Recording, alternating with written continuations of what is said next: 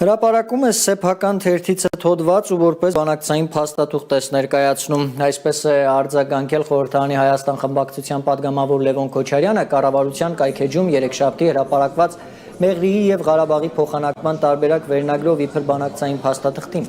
Նիմադիր падգամավորի խոսքով 2008-ի նախագահական ընտրություններից 10 օր առաջ քարոզչական նպատակով իր ընտանիքին պատկանող թերթում տեղ գտած հոդվածը որպես բանակցային փաստաթուղթ ներկայացնելով Նիկոլ Փաշինյանը փորձում է մոլորեցնել մարդկանց։ Նիմադիր падգամավորի համոզմամբ 1999 թվականին սկսված Մեղրիով Ադրբեջանին ճանապարհ տրամադրելու շուրջ բանակցությունների վերջնական հանգրվանը եղել է Քիվեստում։ Թող հրապարակեն Քիվեստյան փաստաթուղթը, ասել է Լևոն Քոչարյանը։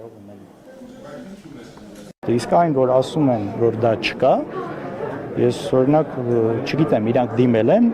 ասենք թե չկա, չգիտեմ ինչի պատճառով չկա արտաքին գործերի նախարարությունը։ Ես համոզված եմ, որ դա ունի եւ Ռուսաստանի Հանրապետությունը, եւ Ամերիկայի Միացյալ Նահանգները,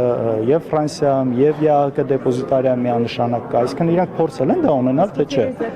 Որովհետեւ բացարձակապես նորից ուզում եմ կրկնել, որ չկարողանան հիմարի տեղնել մեր ժողովրդին։ Մեղրին փոխանակելու տարբերակ նման բան չի եղել։ Իսկ գուցե պարոն Հասկանում եք, խոսք է գնացել ճանապարհ տրամադրելու մասին, որի դիմաց Արցախը դառնում էր Հայաստանի մաս։ Եվ սա ու ինչի է նաև դա երևի անում, որովհետև իրենք հիմա փաստացի ճանապարհ են տրամադրում, ոչնչի դիմաց կարելի է ասել։ Այսինքն անհամեմատելի է, չէ՞, ինչ էր այն ժամանակ, ինչ էինք մենք դրա դիմաց ստանում ու ինչ հիմա։